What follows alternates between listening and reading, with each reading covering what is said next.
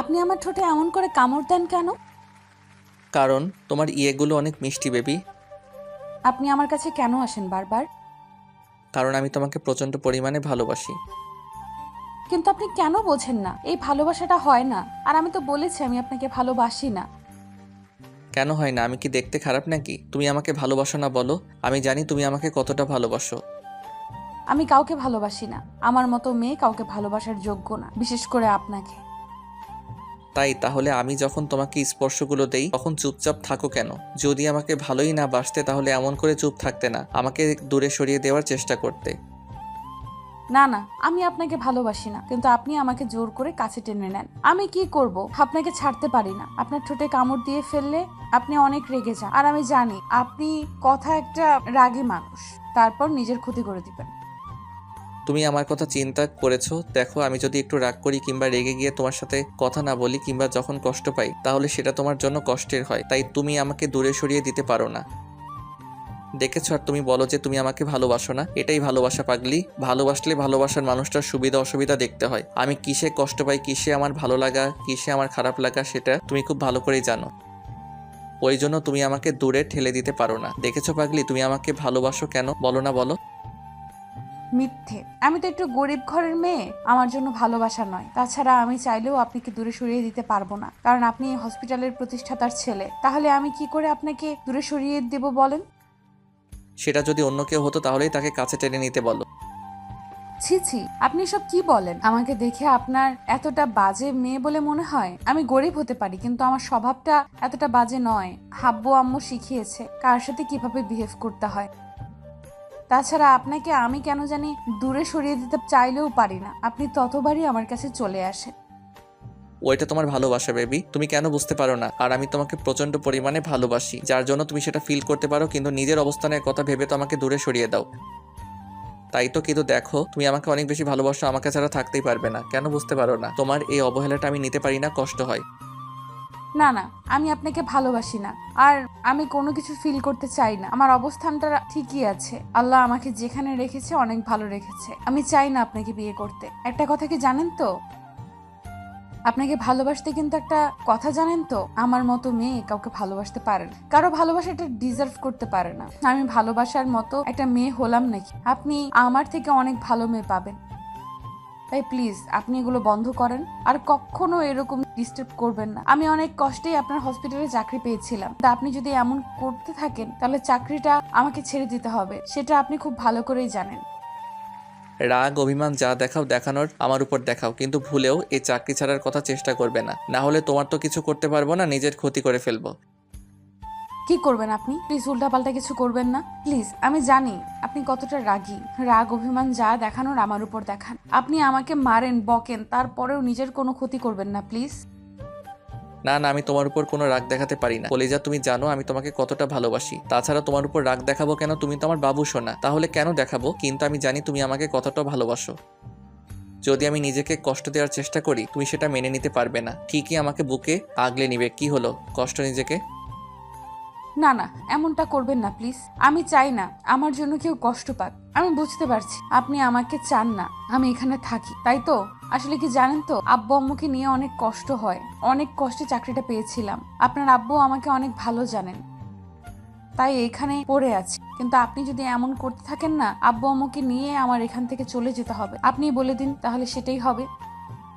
তুমি আমাকে এমন করে বলতে পারতেছো? আমি তোমাকে একটাবার বলেছি এখান থেকে চলে যেতে। তুমি যদি এখান থেকে যাও না তাহলে আমার থেকে খারাপ আর কেউই হবে না। তুমি শুধু এতদিন আমার ভালোবাসাটা দেখেছো বেবি, তুমি জানো না আমি তোমাকে কত ভালোবাসি। তোমাকে ছাড়া একটা দিন কল্পনাও করতে পারি না। ওই জন্যই তো বারবার সব কাজকর্ম ফেলে তোমার কাছে ছুটে আসি। তুমি কেন বোঝো না আমাকে বলো তো? সেটা প্রকাশ করেছি। তবে থেকে তুমি আমাকে ইগনোর করতে শুরু করেছো। আচ্ছা, আমার মধ্যে কি এমন বাজে অভ্যাস আছে যার জন্য তুমি আমাকে ভালোবাসতে পারবে না বলো?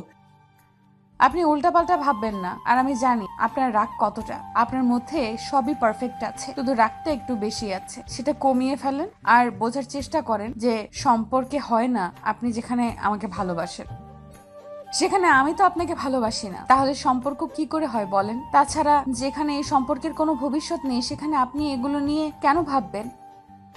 কে বলেছে আমাদের সম্পর্কের ভবিষ্যৎ নেই? তুমি শুধু শুধু এরকম ভয় পাচ্ছ। দেখো, তুমি তো ভয় পাচ্ছ যে আমার ফ্যামিলি তোমাকে মেনে নেবে কিনা, তাই তো? ওরা কেউ আমাদের মাঝে বাধা হবে না। তুমি না বললে আব্বু তোমাকে অনেক পছন্দ করে, দেখো ছেলের বউ হিসেবে মেনে নিবে। ওই পাগলি আর কত কষ্ট দিবা বলো? সেই একটা বছর যাবত তুমি আমাকে কষ্ট দিয়ে আসতেছো, এখন তো তুমি আমাকে ভালোবাসো বলো? আমি তো ভেবেছিলাম তুমি আমাকে কখনো ভালোবাসবে না, কিন্তু এখন এত বেশি ভালোবাসো যে আমার থেকে দূরে সরে থাকতে পারো না। আমি যখনই তোমার থেকে দূরে থাকি তুমি মন খারাপ করে থাকো। তুমি বোঝো না কেন এটা আমাকে কাছে পাওয়ার তীব্র আকাঙ্ক্ষা? আমি কিছু বুঝি না আর বুঝতেও চাই না, আপনিও উল্টো বোঝেন না। আপনাকে আমি বারবার বলে বোঝাতে পারতেছি না এই ভালোবাসাটা হওয়া সম্ভব না। আপনি কেন বুঝতে চাইছেন না বলেন? কি করলে আপনি আমার থেকে দূরে সরে যাবেন? ঈশানের কথাতে নীলাশা চুপচাপ মাথা নিচু করে রাখলো। তখন ঈশান ওর মুখের পাশে হাত রেখে ওর কপালে আলতো করে একটা ভালোবাসার পরশ দিতে খেয়াল করলো নীলাশা ঠোঁটজোড়া কাঁপছে। তখন ঈশান আর দেরি না করে ওর ঠোঁটের সাথে জোড়া মিলিয়ে দিল। সাথে সাথে নীলাশা কেমন পাথরের মতো শক্ত হয়ে গেল। তারপর হুটহাট করে যখন মনে করলো এটা ওর বসের ছেলে আর যার সাথে এসব কিছু করাও মানায় না, ঈশান হয়তো পাগলামি করতে চায়, কিন্তু দুদিন পর যদি ওকে ভুলে যায় তখন হয়তো ওর ভ্যালুটা কাছে থাকবে না। আর নীলাশা ঈশানকে প্রচন্ড পরিমাণে ভালোবেসে ফেলেছে, কিন্তু নিজের অবস্থানের কথা ভেবে সবসময় দূরে থাকার চেষ্টা করে। তাতে হয়তো কষ্টটাই বাড়বে, আর নীলাশার চাই না এই সম্পর্কটা হোক। তাতে কষ্টটাই বাড়বে আর ঝামেলা বাড়বে। শেষ পর্যন্ত ওকে এখান থেকে চলে যেতে হবে। আর নীলাশার বয়স্ক বাবা মাকে নিয়ে একা থাকতে হয়, অনেক কষ্টের সংসারটা চালাতে হয়। তাহলে যদি চাকরিটা চলে যায় তাহলে কখনোই আর ভালো থাকতে পারবে না। তা তুলে দিতে পারবে আব্বু আম্মুর মুখে খাবার। তাই নিজেকে আরো শক্ত করে ঈশানকে সরানোর চেষ্টা করলে ঈশান ওকে আরো শক্ত করে চেপে ধরে। তখন নীলাশা উপায় না পেয়ে ঈশানকে ধাক্কা মারে, দূরে সরিয়ে দেয়। আসলে আপনি অসভ্য লম্পট। না হলে বারবার একটা মেয়ে যেখানে আপনাকে অসহ্য মনে করে, যেখানে এত বেশি ঘৃণা করে, সেখানে আপনি এইভাবে আমার কাছে আসতেন না। আসলে আপনি একটা বেহায়া। না হলে আপনাকে শতবার বুঝেও আমি কিচ্ছু করতে পারলাম না যে আপনি আমার কাছে আসবেন না। আমি আপনাকে ভালোবাসি না, তারপরও কেন এরকম পাগলামি করেন বলেন তো? কি চান আপনি? আমার শরীরটা তো তাহলে বলেন, আমি আপনার সাথে বেড শেয়ার করব। নীলাশার মুখে এমন ধারা কথা শুনেই ঈশানের মুখটা কালো হয়ে গেল। নিমিষের মধ্যেই একদম স্তব্ধ হয়ে গেল। তারপর কিছুক্ষণ নীলাশার মুখের দিকে তাকিয়ে থেকে তারপর রাগটাকে কন্ট্রোল করতে না পেরে পাশে থাকা জানালার গ্লাসে সজোরে একটা ঘুষি মেরে দিল। সাথে সাথে ওর হাত কেটে রক্ত পড়তে শুরু হলো। নীলাশা ওর দিকে যেতে গেলেই ঈশান হাতে ইশারায় থামিয়ে দিয়ে রাগী কণ্ঠে বলতে লাগলো, একদমই হবে না। এত ভালোবাসার পরেও যে বুঝতে পারে না, তাকে আর ভালোবাসাটা বোঝানোর কোনো ইচ্ছা নেই। আমি না লম্পট দুশ্চরিত্র? আসলে কি বলতো, সত্যিকারে ভালোবাসতে নেই কখনো। কি করবো বলো? তোমার চোখের মায়ায় পড়ে গেছিলাম, তোমার মায়ায় পড়ে গেছিলাম, তোমার এই সুন্দর ব্যবহারে প্রেমে পড়ে গেছিলাম। বোঝাতে পারলাম না কতটা ভালোবাসি। আজকের পর আর এই মুখটা দেখতে পাবে না। ঈশান কথাগুলো বলেই বাসায় চলে যায়। সেদিন আর নীলাশা সেখানে কান্না করতে করতে বসে পড়ে। যাকে এত বেশি ভালোবাসে তাকে কষ্ট দিয়ে ফেললো। কথাটা বোঝাতে পারলাম না, তাকে তো ঈশান বাসায় গিয়ে নিজেকে শান্ত করতে পারতো ছিল না, মানতে পারতেছিল না যাকে ভালোবাসে সে ওকে এমন করে ইগনোর করলো। তাই উল্টাপাল্টা কাজ করতে শুরু করে দিল। হাতের কাছে যা পাচ্ছিল সবই ভাঙচুর করতে শুরু করে দিয়েছিল। আম্মু ওকে আটকাতে না পেরে আব্বুকে ফোন করে আসতে বলে। তারপর ওকে থামাতে পারছিল না, শান্ত করতে পারছিল না।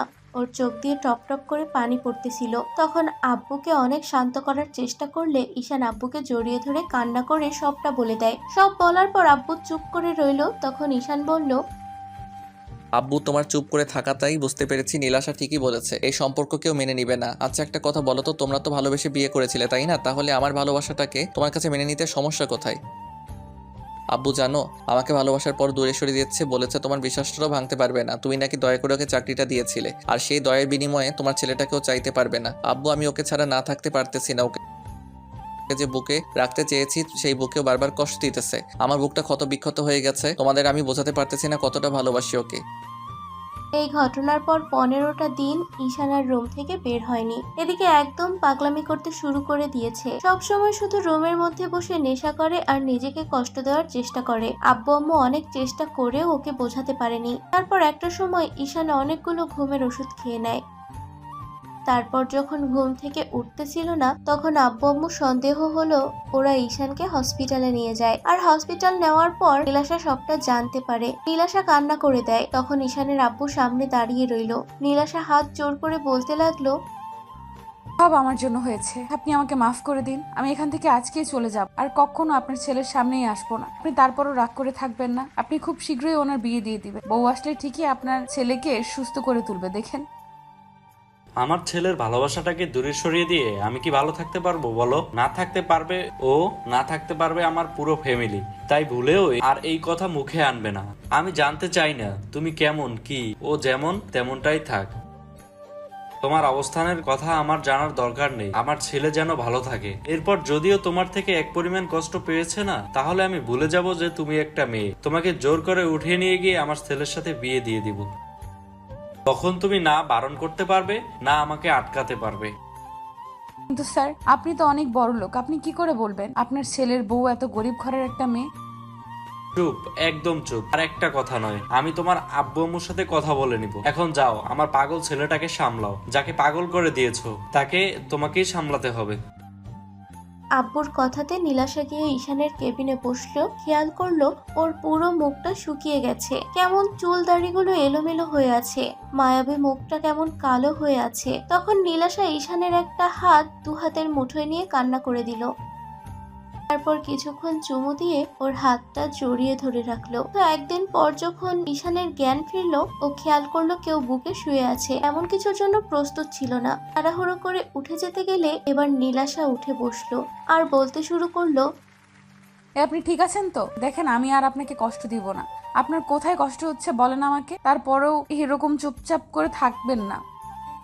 নীলাশাকে এতটা কাছে দেখে ঈশান অবাক হয়ে গেল। তারপর বলতে লাগলো, তুমি এখানে? তুমি না চলে যেতে চেয়েছিলে আমার থেকে? যেতে চেয়েছিলাম, কিন্তু আপনার আব্বু আমাকে যেতে দেয়নি। প্লিজ, আপনি আর এরকম পাগলামি করবেন না। আপনি জানেন আমি কতটা ভয় পেয়ে গেছিলাম। পুরো 2 দিন আপনি জ্ঞান হারিয়েছিলেন। কেন এরকম পাগলামি করলেন বলেন? নিজেকে কষ্ট দিতে চেয়েছিলাম, আর তুমি তো আমাকে ভালোবাসো না, দূরে সরে যেতে চেয়েছিলাম, কিন্তু পারতেছিলাম না। প্রচন্ড পরিমাণে যন্ত্রণা হচ্ছিল বুকের মধ্যে, তাই দূরে সরে যাওয়ার জন্য এরকমটা করতেছিলাম। হয়তো ঘুমিয়ে থাকলে তোমার কথা ভুলে যেতে পারবো, সেই জন্য দূরে সরে যেতে চেয়েছিলাম। দূরে সরে যেতে হবে না, এখন অনেক বেশি ভালোবাসি আপনাকে। প্লিজ আর কষ্ট দিয়েন না। নিজেকে দরকার বলে আমাকে কষ্ট দেন, আমি সব সহ্য করে নিব। আব্বু তোমাকে জোর করে এখানে আসতে বলেছে, তাই তো? আমি জানি তুমি আমাকে ভালোবাসো না, চলে যাও এখান থেকে। আমার এরকম ভালোবাসার দরকার নেই যেটা সামান্য একটা বিষয়কে কেন্দ্র করে দূরে সরে যায়। আমি বুঝতে পারছি আব্বু আমাকে শান্ত করার জন্য এখানে তোমাকে পাঠিয়েছে। তো তুমি চলে যাও, আমি চাই না তোমাকে জোর করে আমার কাছে ধরে রাখতে।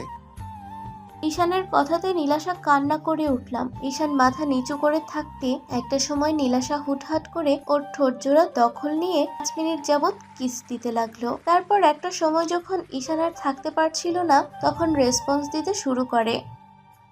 আর তারপর কিস করতে শুরু করে। 10 মিনিট পর দুজন দুজনকে ছেড়ে দেয়। তারপর নীলাশা ঈশানের বুকে মুখ লুকায় আর বলে, এখন বিশ্বাস হয়েছে তো কত ভালোবাসি?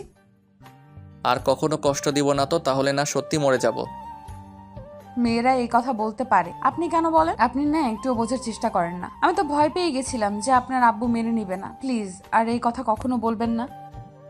মেনে নিল তো? আমি তো বলেছিলাম এমন কিছু হবে না, শুধু শুধু কষ্ট দিলে। তাছাড়া এরকম কথা বলার আর কোনো প্রয়োজন হবে না পাগলি।